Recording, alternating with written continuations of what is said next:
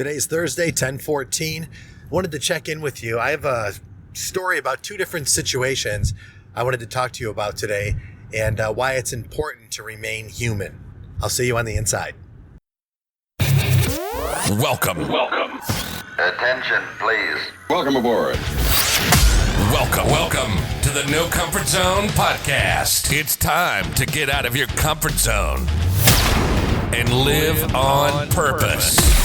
Broadcasting to the world from Rockford, Illinois. This is your wake-up call. Warning. You are the solutions to all your problems. Stop thinking average. Become the hero version of yourself. Every day, every time, without fail, no exceptions. It all matters. You've entered the No Comfort Zone. It's time for a reality check. Hey everybody, wanted to welcome you back to the No Comfort Zone. This is Dan Brzezowski. I'm going to be your host for about the next 10 or 12 minutes or so as I'm driving into work on this beautiful Thursday, October morning. So it's relatively early. I just realized something, that the earlier you get up to go in, there's less traffic, which is great. So I'm breezing through to work, and something came up where I work, and it was an opportunity for me to talk about this information and really use it as content to maybe hopefully help you get some perspective. And so it started with a couple nights ago. I was watching a documentary or something on Netflix. I just caught something, and somebody had said on there, the person just wanted to have a human moment. And I heard that for a minute, and I'm like, have a human moment? What does that mean? So I've been thinking about it for a few days. And then it came to me. There is a particular person that comes into the place that I work that loves the people that are all around us, that I work with. Absolutely likes coming. Bought him lunch the other day, bought the staff lunch. It was pretty nice for him to do that.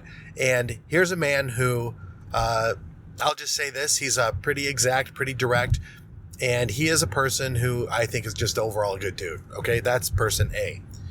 Now, I know this person, I experienced this person. This person's very well-to-do.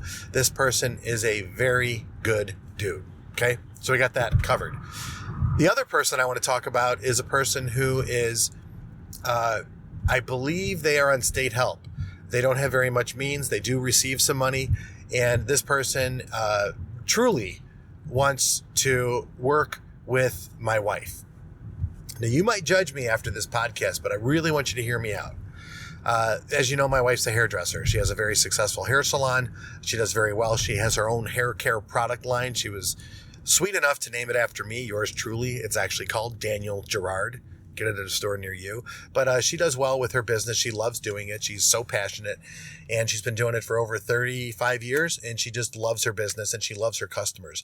She truly cares about her customers.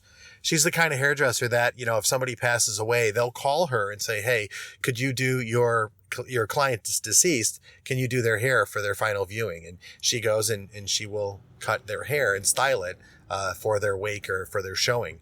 So she does that. She gets countless phone calls about people asking her questions about, you know, this and that and what's going on in life. The hairdresser, right? They go to their hairdresser. They trust her. She's had some of these clients for 30 plus years. So she knows them very well. They've been to our house. We've been to their house. There's a good relationship there. And some of the people are on the higher end when it comes to income levels. And there's some very few people that are on the lower end because my wife's not cheap. She charges a fair price, but she does charge a fair amount for what she does. So I want to give you the perspective. There's another person that doesn't make very much money. There's another person that makes a lot of money. This woman that goes to see my wife truly works like a year so that she can visit my wife and get her hair cut. And she loves coming to spend time with my wife so that she can do the job that she does. And she comes out looking beautiful. It's great. She's an older woman, but she takes the time all year. And this is important to her. Now, I maybe have talked about it on the podcast before, but there's a person who works all year long, saves up her money, and has decided to spend some of her money with my wife to make her feel beautiful. So there you go. My wife will take her money. Now, does my wife need the money from that person? No. But my wife told me a long time ago, and it's her point of view, I want her to make her feel special, and this is a big deal. I don't want to minimize the fact how hard she worked to get to this point, and they've been doing this for a very long time, by the way. This isn't just like 1 or 2 times. And at first I was like, how could you take her money? But when my wife explained it to me, it made all the sense in the world. It's not about my wife needing the money and being greedy. It's not about that. It's about that person having an opportunity to work hard for their money and spend it where they want to and have a desirable outcome so that the outcome is worth that much more. If this woman came to my wife and said, I can't afford to pay you this week, my wife would still cut her hair. Just so you know, that's my wife, and that's how she is. She also takes the time out of her day, and she doesn't really listen to the podcast, so I can say this, but she also does give back, and she supports some people that are in need, and she does it quietly, and she doesn't want anybody to know. So I'm telling you this, but there's a good chance you won't say anything, so bear with me on this. Now, let's go back to the other guy, other affluent, really direct guy who enjoys working with our business and doing what he does. And he comes in and he bought everybody lunch. Well, he comes in for a service. And I had made a comment because of the kind gesture, the very expensive kind gesture he did for my staff. And I thought about it for a minute, and I thought about that woman. Well, this guy really wants to do that. He feels great about giving. And I think that's where we're at in our life right now. I think that if you're listening to this podcast, the message I'm trying to convey to you that I want you to hear is that it's really important that we continue to give and let people give. I can see it from my point of view better now. Whether you're rich or poor, if you're working towards something, it is so nice to give. It's a wonderful feeling to give without any expectation in return. And it's wonderful to receive. And the reason why I'm telling you this is because there's all these different points of view. And something that we talked about at the place where I work, at the dealership, is, is it right to take the person's money? Is it wrong to take the person's money? And I will just tell you, it's not all about the money. It's about how we go about doing it. And if there's a disagreement, just remember for that human moment, okay?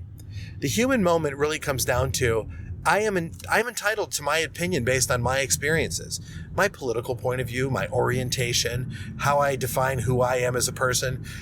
Where the problem comes in is when we have an expectation from a person or a group of people that they should respond in a similar way, and we get upset when they don't. And that's really not okay. But if you don't agree with that statement, that's okay. It's really when you force your opinions on other people that it becomes a problem, or you jam an agenda down somebody's throat. Even where I work, it's more of a collaborative event.